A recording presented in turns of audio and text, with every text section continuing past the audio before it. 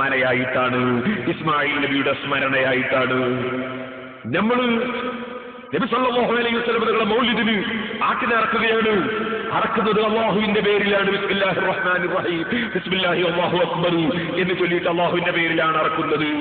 ഇമാം റാസി പറയുന്നുണ്ട്, അറക്കുന്ന സമയത്ത് അർ റഹ്മാനിർ റഹീം എന്ന് കൂട്ടാതെ ബിസ്മില്ലാഹി അല്ലാഹു അക്ബർ എന്ന് പറയുന്നതാണ് കൂടുതൽ ശരിയെന്ന് ഇമാം റാസി അഭിപ്രായം പറയുന്നുണ്ട്.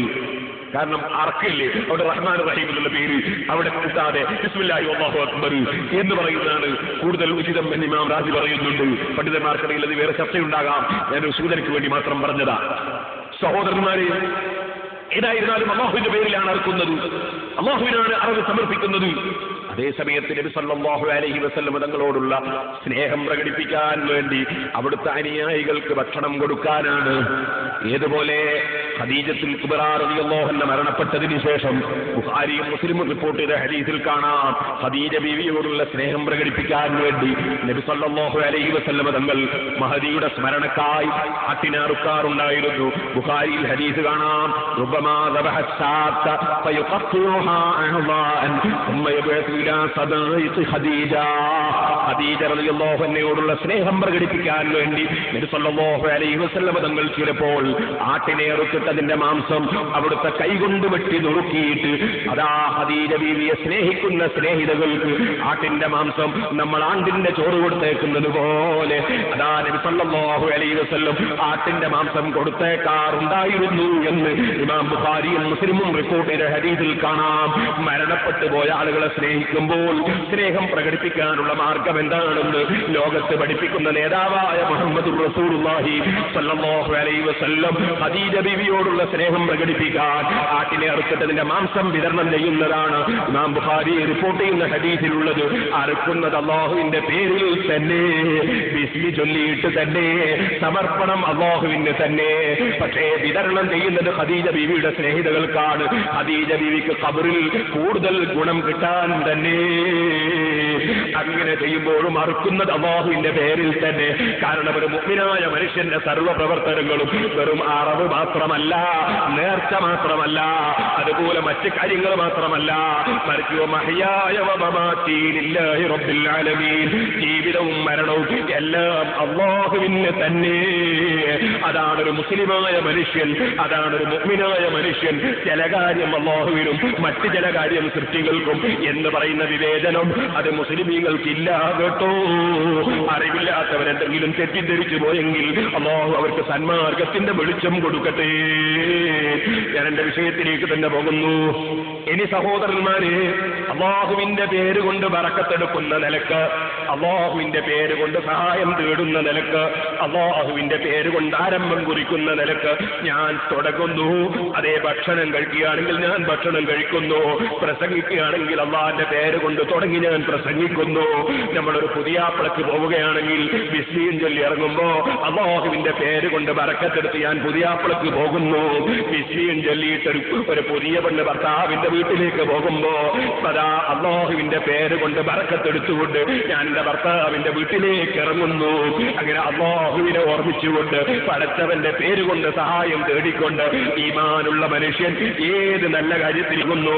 അഷ്റഫുൽ ഖൽഖ് സല്ലല്ലാഹു അലൈഹി വസല്ലം തങ്ങൾ പഠിപ്പിച്ചു, കുല്ലു അംരിൻ ദീബാലിൻ ലാ യുബദഉ ഫീഹി ബിസ്മില്ലാഹിർ റഹ്മാനിർ റഹീം അഖ്തഉ. ഏതൊരു നല്ല കാര്യം ബിസ്മി ചൊല്ലി ആരംഭിച്ചിട്ടില്ലയോ അക്കാര്യം ബറക്കത്തില്ലാത്ത കാര്യമാണ് കേട്ടോ.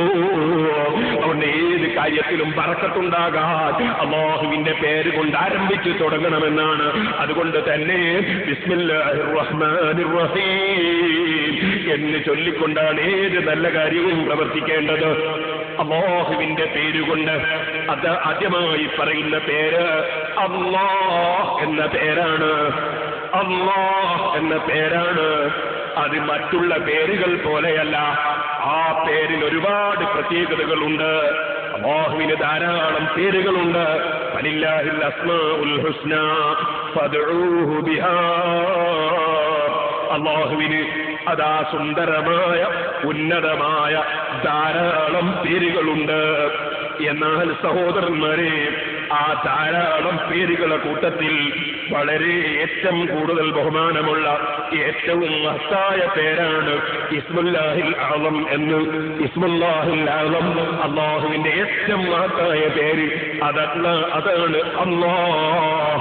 ഇബ്നു അബ്ബാസ് റളിയല്ലാഹു അൻഹു റിപ്പോർട്ടുണ്ട്, ജാബിർ റളിയല്ലാഹു അൻഹു തങ്ങൾ പറഞ്ഞിട്ടുണ്ട്, ഇസ്മുല്ലാഹിൽ അഅ്ളം ഹുവല്ലാഹ്. അല്ലാഹ് എന്ന പേര് അത് അല്ലാഹുവിന്റെ ഏറ്റവും മഹത്തായ പേരാണ്.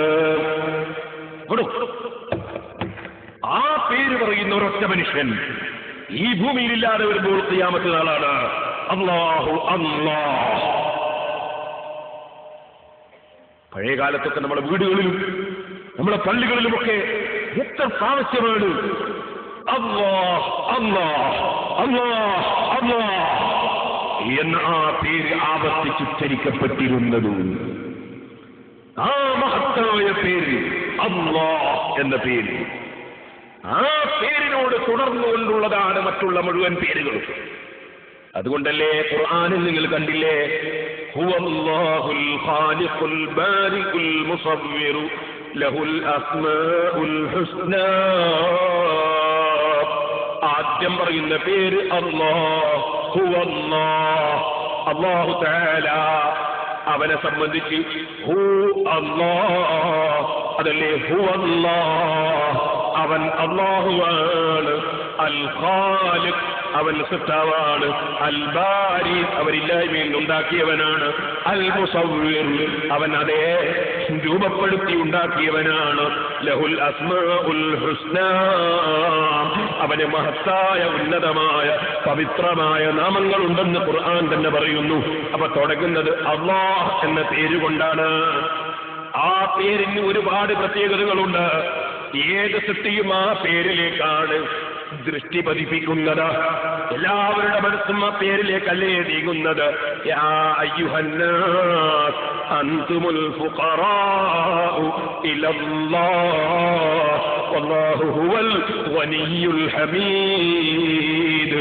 അല്ലാഹു പറയുന്നു, ഓ ജനങ്ങളെ, നിങ്ങളെല്ലാവരും അല്ലാഹുവിലേക്ക് ആശ്രയമുള്ളവരാണ് കേട്ടോ. വല്ലാഹു ഹുവൽ ഗനിയ്യുൽ ഹമീദ്. അല്ലാഹു തആല അവൻ ആരിലേക്കും ആവശ്യമില്ലാത്തവനാണ്. അവൻ എന്നും എപ്പോഴും സ്തുതിക്കപ്പെടുന്നവൻ തന്നെ.